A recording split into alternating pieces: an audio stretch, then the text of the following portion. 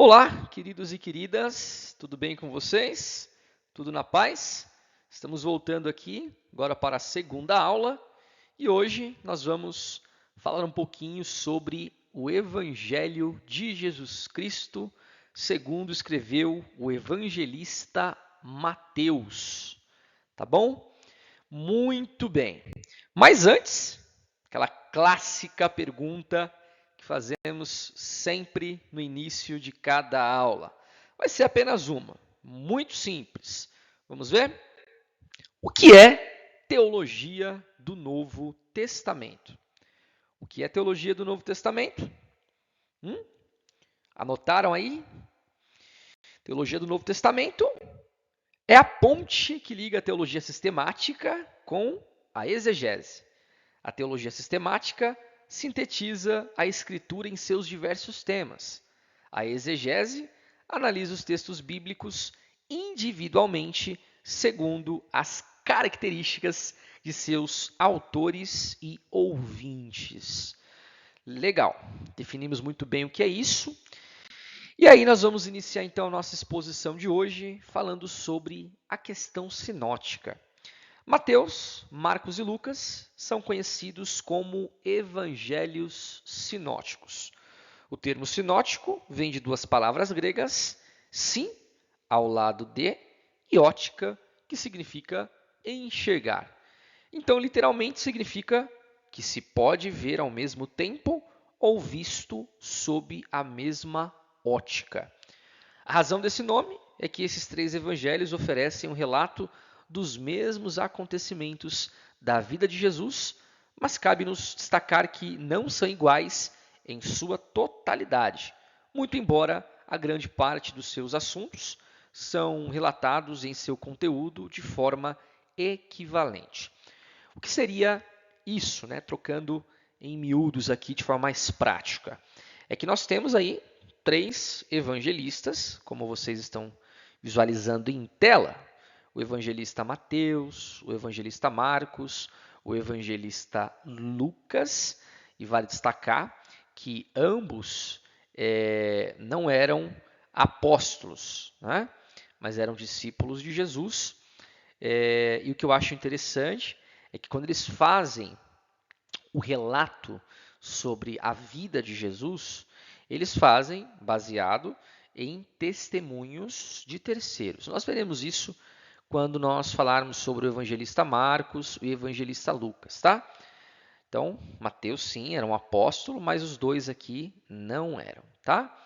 Então, Marcos e Lucas, eles acabam narrando baseado numa narrativa de terceiros, tá?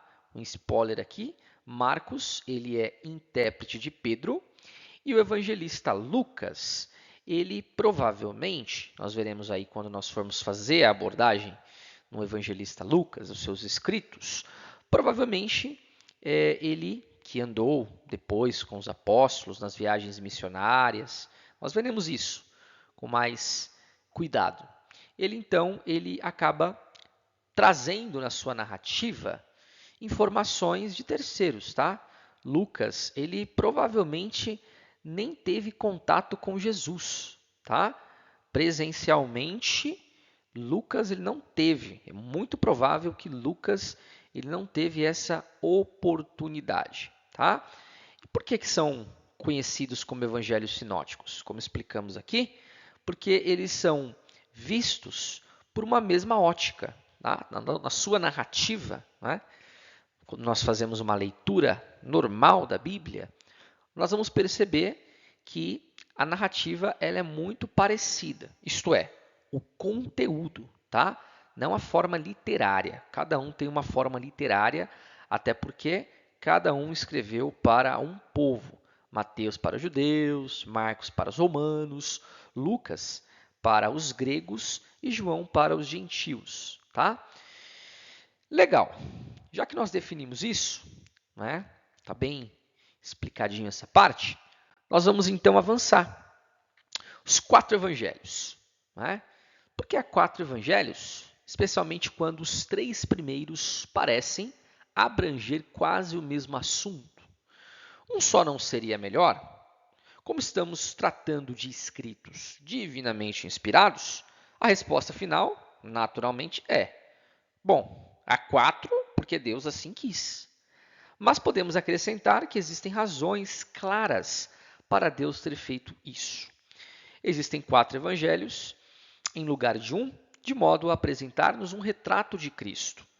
Os 4 evangelhos têm cada um uma individualidade que não pode ser anulada. Lembra que eu acabei de mencionar aqui? Né? Mateus escreve para os judeus, Marcos escreve para os romanos, Lucas escreve para os gregos e João para os gentios. É justamente essa a grande diferença, tá? Além, obviamente, da personalidade literária, mas o conteúdo praticamente é o mesmo, obviamente, dentro de uma ótica destinada a um povo específico, tá? Também podemos explicar a necessidade dos 4 evangelhos facilmente pelo fato de ter havido nos tempos apostólicos 4 classes representativas do povo: judeus, romanos, gregos e a igreja, que é conjunto de gentios, tá? Cada um dos evangelistas escreveu para uma dessas classes, adaptando-se ao seu caráter, às suas necessidades e ideias. Muito bem, então nós vamos agora para o Evangelho de Mateus, fazermos aqui então uma análise junto com vocês sobre essa narrativa fantástica, né? Mateus, que era um judeu, nós vamos ver muitas coisas interessantes aqui nessa narrativa. Bom? Bem, como vocês estão vendo em tela, nós temos aí Renan, o grande crítico francês, teólogo, afirmou em sua obra Vida de Jesus, que é esse camalhaço aqui, ó, esse livro, que Mateus é o livro mais importante que já foi escrito, tá? Então, nesse livro aqui, esse teólogo, tá? E era um crítico, teólogo francês, ele produziu várias literaturas, né? Trabalhando a ideia do Jesus histórico e tudo mais. E aqui ele acaba mencionando isso, que Mateus é o livro mais importante que já foi escrito. Olha que interessante. Michel Green, que foi ministro evangelista e apologista anglicano, autor de diversos livros, ele vai mencionar em sua obra, fantástica, tá? O nome está em tela aqui, ó, Evangelização na Igreja Primitiva, que o Evangelho de Mateus é, talvez, o mais importante documento no Novo Testamento, porque nele encontramos o mais completo e sistemático registro do nascimento, a vida, o ensino, a morte e ressurreição do fundador do cristianismo, Jesus, o nosso Senhor, né? Então, esse livrinho aqui, ó, nós temos pela editora Vida Nova, muito bom, tá? Michel Green, ele tem vários livros publicados, especialmente pela editora Vida Nova, tá? E isso aqui é um clássico. Você quer falar sobre teologia do Novo Testamento? A gente tem esse livro aqui que é muito legal, trazer abordagens fantásticas. Bom, falando um pouquinho do autor, então, né? Do Evangelho de Jesus Cristo, segundo escreveu o evangelista Mateus. Como os outros evangelhos, esse também é anônimo. O nome do escritor não é mencionado em sua obra. Esse evangelho começa com as palavras do texto, sem um título e sem o nome do autor. Há um consenso unânime, entretanto, sobre sua autoria. Desde os pais da igreja, não é? Os pais da igreja, meus queridos alunos e alunas, vai do 3º século ao 6º século, tá? E aí nós temos uma produção de literaturas durante esse período. Vamos lá, 1º século, a igreja primitiva. Então, aí nós temos lá aí o 2º, finalzinho do 3º século, nós já temos alguns escritos dos pais da igreja, tá? Nós veremos alguns aqui durante a nossa exposição de hoje para que vocês possam conhecê-los, tá? Obras fantásticas, tá bom? Então, é quase que unânime, né, dentro da posição defendida pelos pais da igreja, que o apóstolo Mateus, de fato, foi o escritor deste evangelho, tá? Por que eu comecei mencionando sobre a questão deste livro ser anônimo? Justamente porque quando nós pegamos, por exemplo, algumas cartas que o apóstolo Paulo escreveu, né? Começa lá, Paulo, servo de Deus e do Senhor Jesus Cristo. Você pega Judas, mesma coisa, Judas, servo de Deus e do Senhor Jesus Cristo. Então, nós temos a autoria da carta logo no início, não é? do escrito, tá? E no Evangelho de Mateus nós não temos essa informação, mas há um consenso quase que unânime entre os biblistas, principalmente quando nós olhamos da ótica, ponto de vista dos pais da igreja, que o evangelista Mateus foi o autor. Tá bom? J. Carson. Ah, meus irmãos, J. Carson é um dos maiores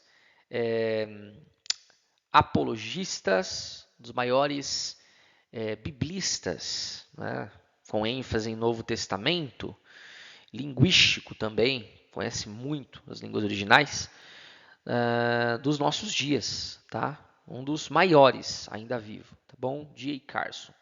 Escritor e teólogo reformado e professor de Novo Testamento, afirma que o testemunho universal da igreja primitiva é que o apóstolo Mateus escreveu esse evangelho. Segundo Carson, entre os pais da igreja, temos aí Irineu, Orígenes e Eusébio de Cesareia, tá? Também atestaram isso. E ele menciona isso nesse livrinho aqui, ó, que está em tela. Por que eu estou já dando alguns livros para vocês? É um curso teológico, vocês são seminaristas.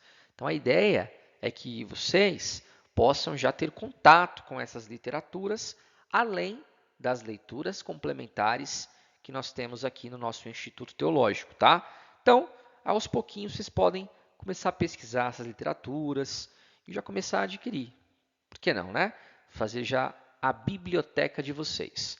Muitos, né, livros hoje nós temos aí no formato digital, um preço acessível e extremamente fácil você adquirir, né, pelas redes sociais. Nós temos aí publicidades, né, a respeito. Então, vale aí essa informação. Vai fazendo a bibliotequinha de vocês aí, tá bom? Muito bem. Por que Mateus não usou o seu nome em sua própria obra? Eita! E essa pergunta aí, hein? Por que o evangelista Mateus não usou o seu nome em sua própria obra? Então, quando você fizer uma releitura dos evangelhos, você vai perceber que o evangelista Mateus, ele não usa, tá? O seu nome. A literatura que é defendida entre os eruditos que ele foi o autor. Por quê? Vamos ver aqui. O professor David também não sabe. Alguns dizem que o evangelista Mateus não usou, talvez por modéstia, ou mesmo porque não julgou importante, uma vez que a comunidade primitiva que recebeu sua obra bem sabia quem ele era. Sabemos muito pouco acerca de Mateus. À luz do seu chamado, somos informados que ele era cobrador de impostos. Consequentemente, devia ser um indivíduo odiado, uma vez que os judeus odiavam profundamente os membros de sua própria nação que prestavam serviço a seus conquistadores. Tá? Isso aqui é um ponto pacífico. Tá? Qualquer teólogo, até de linha liberal, vai defender aqui esse ponto de vista sobre a profissão, né?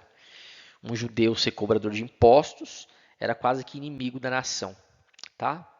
Pelo fato deles entenderem que ele era uma espécie de traidor, opressor, parceiro do inimigo, tá?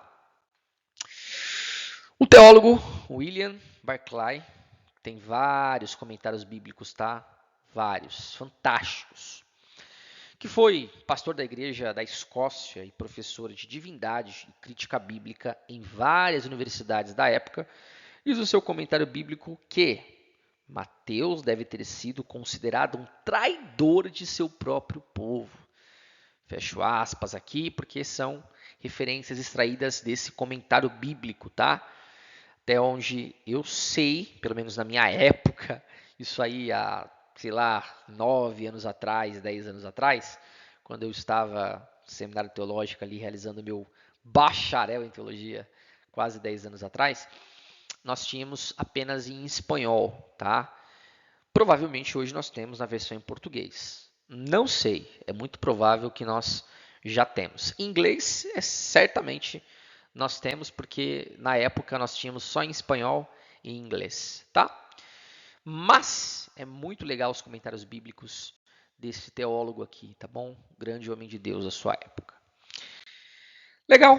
Avançando então, em todo o Novo Testamento, Mateus é citado apenas 5 vezes.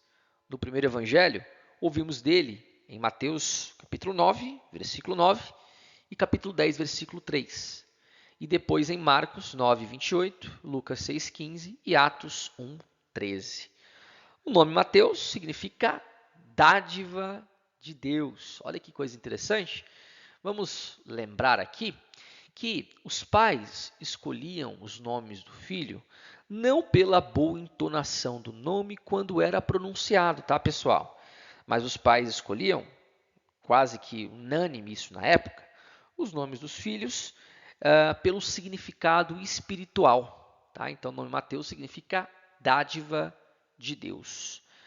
Muito bem. A história do chamado de Mateus não aparece apenas em Mateus, capítulo 9, versículo 9, mas é mencionada por Marcos, capítulo 2, versículo 14, e Lucas 5, 27. Então, Marcos 2, 14 diz assim: E passando, viu Levi, filho de Alfeu, sentado na alfândega, e disse-lhe: Segue-me. E levantando-se, o seguiu. Lucas 5, 27 diz assim: E depois disso saiu e viu um publicano chamado Levi, assentado na recebedoria, e disse-lhe: Segue-me. Muito bem. Agora, uma coisa aqui que nós podemos trabalhar, uma dúvida que surgiu. Perceberam na leitura que nós fizemos? Parece, tanto por Marcos quanto pelo Dr. Lucas, a referência de um homem chamado Levi. Por que Marcos e Lucas usam o nome de Levi e não Mateus? Muito bem. Vamos ver a resposta, então, né? Vamos produzir essa resposta. Mais um comentário bíblico aí. O teólogo pastor alemão, Rienike, que foi docente, titular de Novo Testamento e professor de teologia sistemática na Academia Evangélica por muitos anos, sugere no seu trabalho, comentário sobre o Novo Testamento, que é esse aqui, que certamente Mateus foi um segundo nome que o Senhor deu ao publicano por ocasião do seu chamado. Com esse cognome, que significava dádiva de Deus, Jesus queria expressar a importância da partida imediata e do seguimento sem delongas. Olha que coisa interessante. Lembra que eu mencionei que os pais escolhiam os nomes dos filhos pelo significado espiritual? Mateus significa dádiva de Deus. O Senhor Jesus era um judeu e conhecia muito bem a cultura judaica. Você pega, por exemplo, Joel, significa o Senhor é Deus, né? Então, você pega lá o profeta Ageu, né? Ageu significa festivo. Então, é muito interessante essa posição defendida por esse pastor teólogo, né? O Rienike, muito importante, né?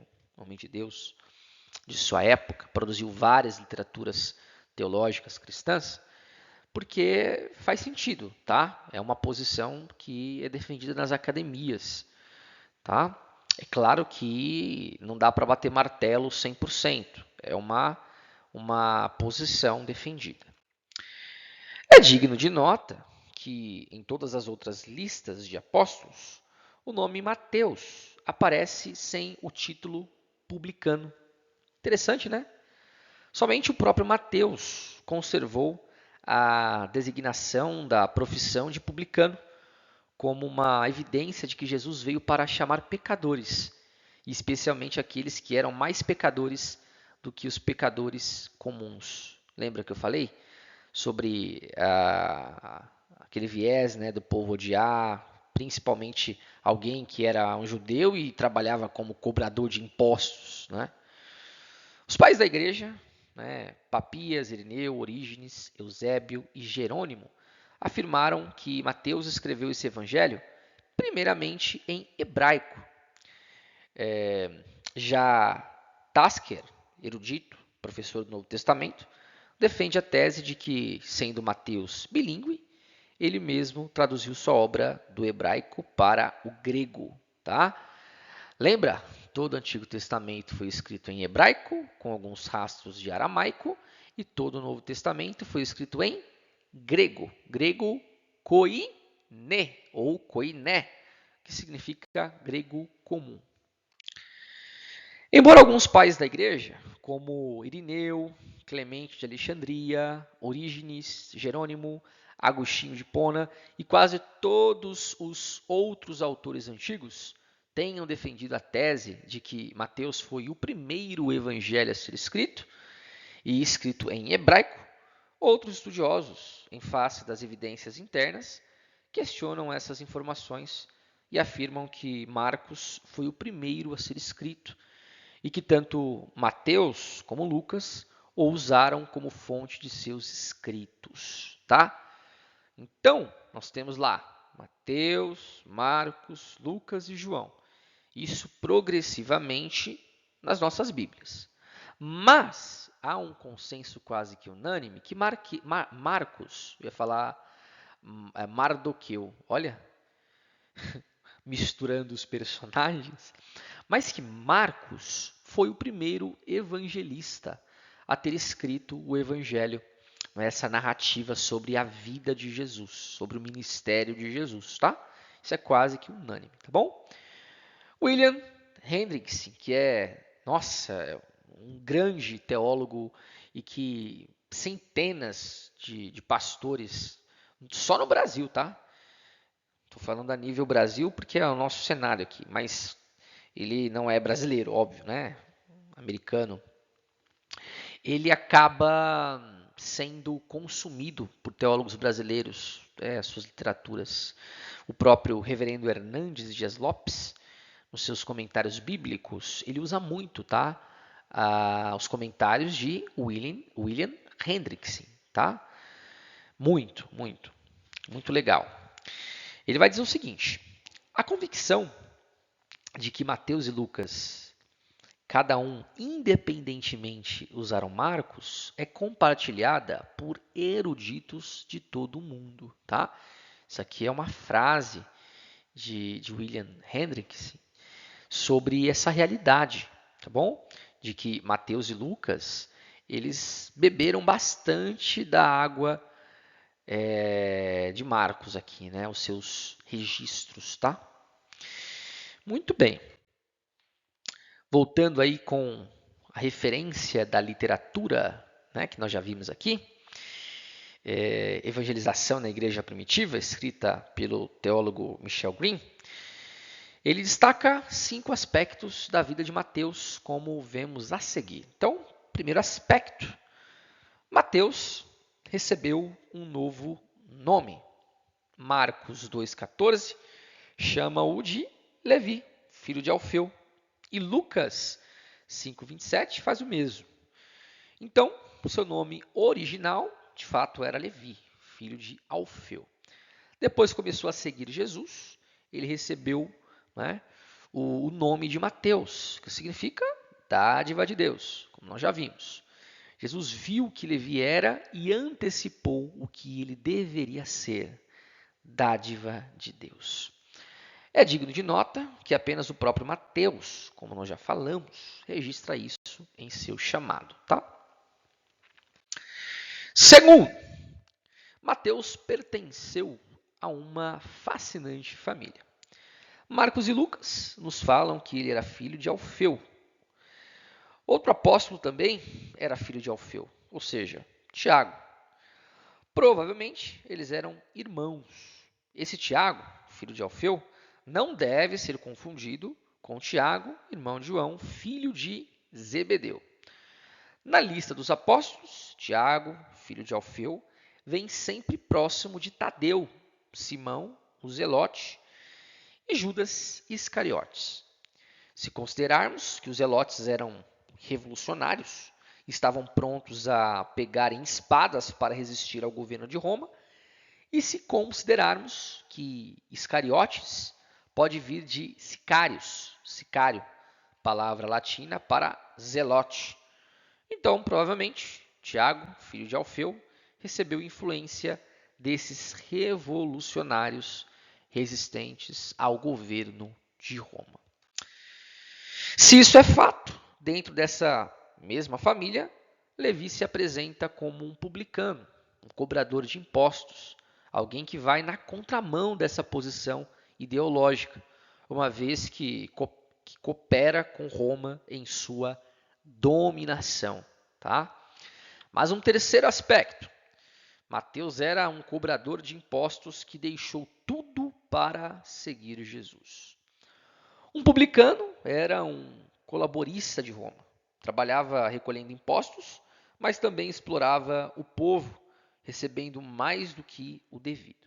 Por isso, os publicanos eram tão odiados pelos judeus que os classificavam como ladrões e assassinos, negando-lhes a participação nas sinagogas. É importante ressaltar que Levi trabalhava na coletoria de Cafarnaum, a principal estrada de Damasco para o Egito, que passava através de Samaria e da Galileia. Assim, ele trabalhava para o governo de Herodes Antipas. Certamente esse trabalho era muito lucrativo. De publicano, colaborador de Roma, tornou-se um seguidor de Jesus, um apóstolo de Jesus e o autor desse importante evangelho. Mas um outro aspecto aqui, coletado, né, na literatura aí, produzida por Michel Green. Mateus ofereceu uma festa para Jesus. Está lá, capítulo 9, versículo 10. Então, logo teve o encontro com Cristo, ele demonstrou amor aos outros publicanos, abrindo sua casa para recebê-los, a fim de que pudessem ouvir Jesus. Provavelmente, todos os seus amigos estavam entre seus pares, uma vez que, na comunidade judaica, os publicanos eram desprezados. Mateus não apenas foi transformado, também se tornou instrumento nas mãos de Cristo para a transformação de outros. Olha que coisa interessante. Quinto aspecto. Mateus trouxe consigo sua caneta quando atendeu ao chamado de Cristo. Mateus tinha habilidade para escrever. Era homem dos livros e colocou essa habilidade a serviço do Evangelho. Falar um pouquinho agora sobre os destinatários. Quem recebe esse Evangelho? Mateus escreveu, como nós já falamos, primeiramente para os judeus crentes, tá? Ou seja, judeus se converteram ao cristianismo. Provavelmente de Antioquia da Síria, uma cidade de fala grega, mas com uma expressiva população judaica. Sua grande ênfase é provar que Jesus é o Messias prometido nas Escrituras. É possível perceber de forma clara, sobretudo se comparado aos demais escritores, a forte presença de expressões ao judaísmo, embora a mensagem desse evangelho se destine a todos os povos, de todos os lugares e de todos os tempos. Seu endereçamento primário foi ao povo judeu. O que eu quero dizer com isso aqui, só para dar uma enfatizada? Que quando nós fazemos uma releitura do evangelho escrito pelo apóstolo Mateus, nós vemos algumas expressões que estão ligadas diretivamente à cultura judaica, tá? Bom, eu vou dar aqui alguns exemplos. Vários elementos dentro do Evangelho de Mateus confirmaram ou melhor dizendo, confirmam ter sido escrito para judeus. Primeiro, dos 4 evangelhos, só Mateus utiliza a expressão reino dos céus. Olha que interessante isso, hein? Onde outros dizem reino de Deus. Isto é significativo porque no judaísmo há um grande cuidado no uso do nome Deus. Não é?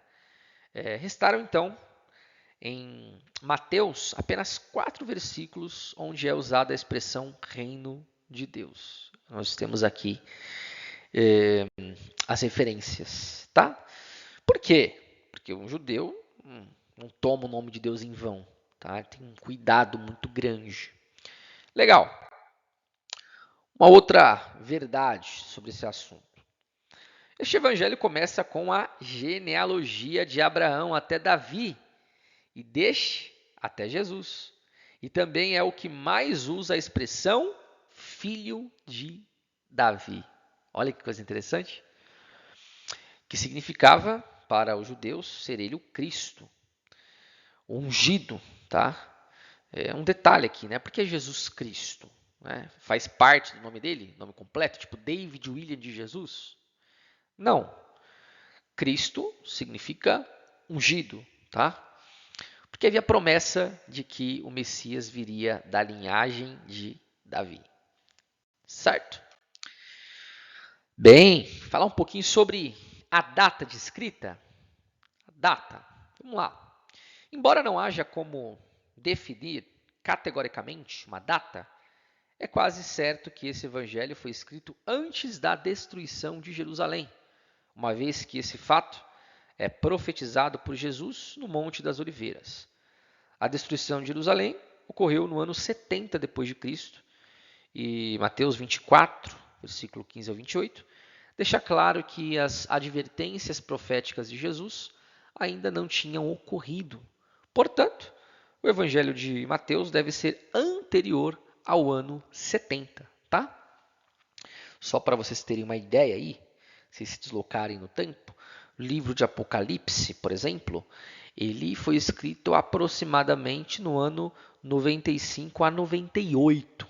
João é o último dos apóstolos em vida, tá? Isso aqui é importante nós notarmos aqui. Legal. As características de Mateus. Nenhum livro do Novo Testamento influenciou mais os escritores do século II do que o Evangelho de Mateus. Novamente citando aqui, Dr. J. Carson, diz que durante os 3 primeiros séculos da igreja, Mateus é o mais reverenciado e o mais frequentemente citado evangelho sinótico. Afinal de contas, hein? O que significa sinótico mesmo? Responda para você mesmo aí, 4 segundos. Pergunta é, o que significa sinótico? O que significa evangelho sinótico? 1, 2, 3, 4. Qual que é a resposta? Não vou falar não, hein? Responda para você mesmo e o Senhor Deus está contemplando se você está colando, hein? Importante vocês fixarem aí as informações que nós estamos elencando, hein? Vamos treinando aí, usando a técnica de psicologia, né? A repetição, né? Ou seja, repetir vai ajudar vocês a fixarem o conteúdo. Mas avançando aqui, Dr. Michel Green explica que Mateus organizou o seu material em vários blocos distintos. Então vamos lá, do capítulo 1 ao capítulo 4, nós temos uma introdução, né? A genealogia, a infância, o batismo e começo do ministério de Jesus. Aí do capítulo 5 ao 7, nós temos um ensinamento ali, o Sermão do Monte. Do capítulo 8 ao capítulo 9, temos um relato sobre os milagres de cura operados por Jesus. Capítulo 10, temos um outro ensinamento, um segundo ensinamento, sobre o comissionamento dos discípulos. Capítulo 11 e 12, a rejeição de João Batista e de Jesus pelos judeus. Capítulo 13, temos um terceiro ensinamento, as parábolas do reino. Capítulo 14 ao 17, milagres, controvérsias com fariseus, a confissão de Pedro e a transfiguração. Capítulo 18, ensinamento ali sobre a igreja, né? Um quarto ensinamento. Capítulo 19 ao 22, o Senhor Jesus vai a Jerusalém e ensina. Capítulo 23 ao 25, temos um quinto ensinamento, julgamento e fim dos tempos, né? Uma mensagem mais escatológica. Capítulo 26 ao 28, os últimos dias, morte, ressurreição de Jesus. Certo, meus queridos? Então, nós vamos parar por aqui, dar uma pausa, tá? Nossa segunda aula, para a gente, na terceira aula, começarmos aqui no Evangelho de Marcos, mas eu gostaria de enfatizar a vocês algumas lições importantes que podem ser aprendidas quando nós olhamos todos esses conteúdos, informações e características que foram aplicadas na nossa aula de hoje. Tá? Embora nós temos um único evangelho, uma única boa notícia, aprendemos isso aí na nossa primeira aula, evangelho significa boas notícias, é importante nós tomarmos nota das diferenças, as particularidades relacionadas à literatura, o escrito de cada um dos evangelistas. E eu vou passar para vocês uma leitura complementar aqui dessa segunda aula, porque, como eu estou mencionando sobre as diferenças, mais uma particularidade em cada registro, porque cada evangelista apresenta Jesus também como uma figura, tá? E vocês vão entender de forma um pouco mais apurada na leitura complementar que estará anexo aqui nessa segunda aula, tá? Então, vejo todos vocês na nossa terceira aula. Um fortíssimo abraço e fiquem todos na paz. Até a próxima!